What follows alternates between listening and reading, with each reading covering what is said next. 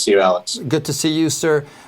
Yesterday, talking to some Dash players, they were still taking in the CBA and what it means to them, what it means to the future generations of women soccer players, and what it means to the young lady today in high school, in college, that now doesn't have to work 3 jobs to call herself a professional soccer player. This is landmark in my book. Can you talk to us about the CBA in particular before we talk about our new president for the Dash, sir?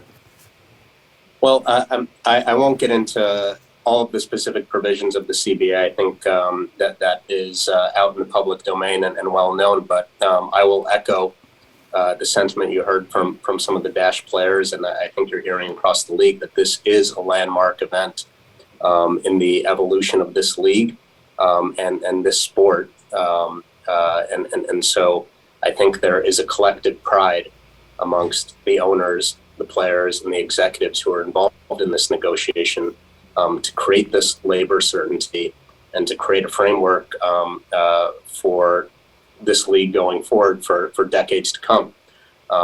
It puts it in a position comparable with any other major professional league, and that's befitting what should be expected of this league. So it's a proud day, I think, for everybody, and we're happy we got there, and we're happy we got there right before training camp began. Mr. Segal, you are already making moves that are changing the face and the priorities of this organization. Designated player with Pat Onstead and his staff, and now on the Dash side. Talk to us a little bit about the vision. You've talked about culture, and I've heard from others about the culture change. Ms. Jessica, who hopefully I'll be able to ask a question here shortly, is already speaking about that as well. And it comes from you at the end of the day, your vision and that culture that you want to create. Fans want to know more about this. What is that culture relative to the Dash in this announcement today, sir? Look, I think I've said it before. A city as big as Houston, with as passionate of a fan base as it has, deserves a quality product, and I think expects it.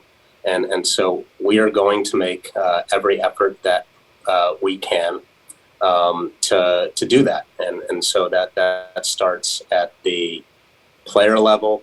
It starts at the front office. It starts at our facilities, and collaborating around all of those elements to deliver a quality product.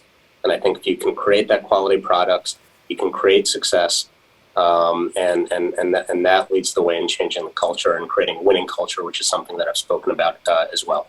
My final question, I guess, is this, sir. Many of us talk about supporting women's sports. Many of us talk about supporting women's soccer.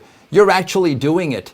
How can you transmit that energy and that belief in the sport to others? Many talk about diversity, but you're doing it. I'm not kissing up to you. I think it's just something that's a fact now. And many people talk about it but haven't done it. Why has it taken this long for others to get it? I don't know, and I can't get in the mind of others, but I think we are in a good moment in time here where you are seeing a groundswell of popular support for something that is very obvious, that look, half of our population is female.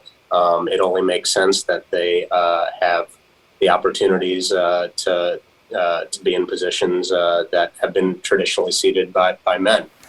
And in particular, when we're looking at a league where it's a women's soccer league, to be historically underrepresented is something that I know we intended to correct. And I know that sentiment is also shared by many of my fellow owners. So again, I can't get into their minds. I'm just glad to see that Jessica is one out of many that we're starting to see in those roles, and deservedly so. Great. Thank you, sir. That was all I had. I appreciate it.